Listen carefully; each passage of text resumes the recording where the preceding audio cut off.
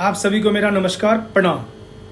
Video skip मत करिएगा क्योंकि बहुत ज़रूरी बात आप लोगों से मैं करने जा रहा हूँ।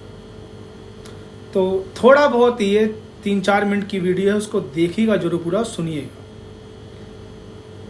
हमारे घर की जो बेटियां हैं, जो हमारे समाज की बेटियां हैं, बहुत जगह ऐसा देखा गया है कि शादी के बाद, विवाह के बाद उनके ही माँ बाप उनसे किनारा कर लेते हैं। उनके ही माँ बाप ऐसा बिहेवियर करते हैं जैसे वो किसी और की बेटी है।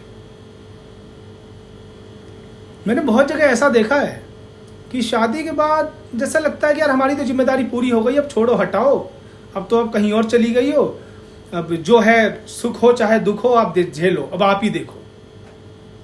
मैं मानता हूं कि माँ बाप को इंटरफेयर नहीं करना चाहिए बेटी के ससुराल में, मैं मानता हूं, एग्रीड हूं मैं कि बार बार फ़ोन नहीं करना चाहिए, बार बार बात नहीं करनी चाहिए। मगर एटलीस्ट आपकी बेटी अगर दुख तकलीफ में है तो क्या आपको इतना हक नहीं बनता कि आप उसके लिए लड़ें, उसके लिए आवाज़ उठाएं, उसका साथ दें? क्योंकि यही एक ऐसा टाइम है जिसमें उसको आपकी ज़रूरत है और आप यही पीछे हट जाते हैं समाज के डर से कि समाज क्या बोलेगा। समाज क्या बोलेगा भाई? समाज कुछ नहीं बोलता। हमें अपने समाज में सुधार की ज़रूरत है।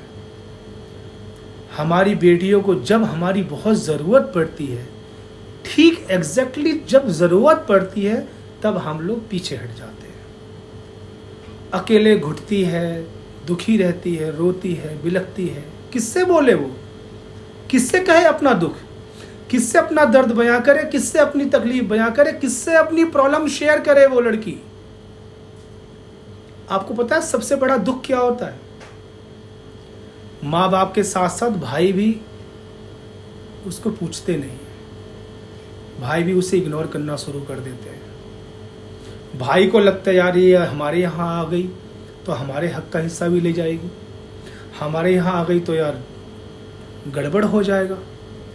तो बहुत जगह मैंने ऐसा देखा है कि माँ बाप के साथ साथ भाई भी ऐसे होते हैं, और जहाँ माँ बाप ऐसे नहीं होते वहाँ भाइयों की वजह से माँ बाप अपने बेटों की वजह से झुक जाते हैं और वो वही बोलते हैं, वही करते हैं जो उनके बेटे बोलते हैं, बेटे करते हैं, या बेटे बहू समझाते हैं, बोलते हैं, वही वो करते हैं, क्योंकि वो दब जाते हैं।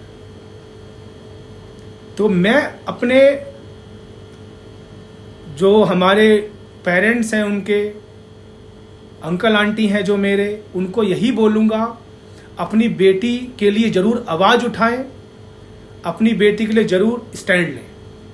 और अपने भाइयों से भी ये निवेदन करूँगा हाथ जोड़ के, अगर आप ऐसी कंडीशन में हैं कि आपकी बहन तकलीफ़ में है तो आप उसके लिए लड़िए, उसका साथ दीजिए, उसका साथ निभाइए। क्योंकि राखी की वैल्यू तभी है, राखी का कर्ज आप तभी निभा पाएंगे, फर्ज अदा तभी कर पाएंगे जब इस मोड़ पे आप बहन का साथ देंगे।